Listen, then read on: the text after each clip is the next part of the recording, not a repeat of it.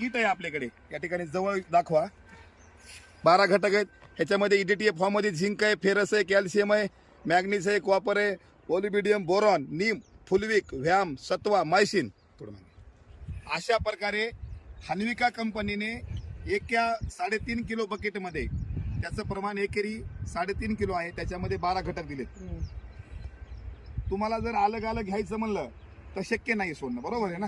हा, त्यामुळं कंपनीनं शेतकऱ्यांचा हिताचं केलेली गोष्ट, एकाच बकेटामध्ये 12 घटक दिलेले आहेत लाडसाहेब. त्याच्यामुळं या ठिकाणी त्यांना दिलेलं आहे सोडायला.